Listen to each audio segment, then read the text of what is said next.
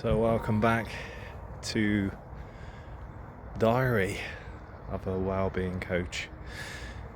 Now, obviously the first one had a mixed response both from my family and friends, and obviously that initial worry of what was said and what the intention was for that one.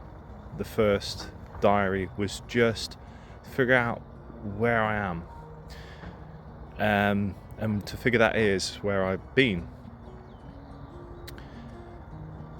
And it was an outlet. It was something write down to get from this thing onto paper. So visually I can see, actually, this is good, I'm processing. And this is what it leads on today. It's like, where have I been? And I've had the privilege in my life to do so much. And I got all my qualifications out, and I've stuck them on the side on our bookshelf, so every morning I see it. And I looked at my CV and I was thinking, I've done a lot. I've done a massive lot. I've done different things, from degrees to obviously university, college, just traveling the world, and just I've lived a good life. I've had a good, really, really good life. But it's so easy sometimes just to get in your own head and just sit and just thinking, what's the point and where have I been? And it's not enough. And it reminded me because I'm on the phase where I return to work now, and I went to one of the sessions last week, and one of the attendees just said to me, I just don't know what's going on. I've done all these qualifications. I've done all these things. And I'm just still not happy. And what I'm learning about sitting in the uncomfortable, going through breathing techniques, looking through Wim Hof stuff, researching it, breath, ice plunges. And again, it's not just straight into ice plunges, by the way. It's slowly adapting, like you would do with any exercise program. You would adapt, slowly build it up.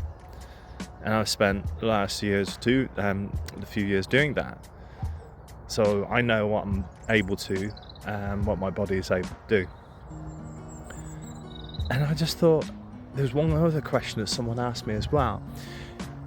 When I was traveling the world on cruise ships, which I'm very grateful because I met my wife, they said, oh, you're running away from things. And at the time I thought, no, I just want to live life. I just want to experience and to learn things. It wasn't the big thing about making money. It was just about seeing the world. And actually reflecting on that, I think I was. Do you know, the biggest thing, we chase after things, but the most uncomfortable thing to deal with is within our minds again, the inner space. And through sitting in the uncomfortable, I've had to sit through that and accept it, and accept the emotions. And that's hard, because it's probably like easier to find the latest diet fad or exercise program or career or whatever it is. It's a lot easier to do that, but we cannot run away from our inner mind, our inner space. And I sat there and I thought, I feel I want to cry. And I'm starting to go, I'm going to cry. I don't care if anybody's around, I'm just going to cry. And not trying to keep looking at, why am I feeling like this? I shouldn't be feeling like this. But actually, your body, your subconscious is telling you something, and it just wants to release something. And that's what I've been doing, is just releasing. And myself, my wife, we're both doing this, and we're being vulnerable with each other, and feeling good from it. And later down the line, the why am I feeling like this might merge. It may not, but it might merge. And that's where journaling, which I've been doing, really helps. So that's what I'm just passing over, is just sitting in the uncomfortable, sitting with emotion, not explaining or thinking why or exploring why. It will happen. But the more we relax and sit and accept the emotion, one, we will release it.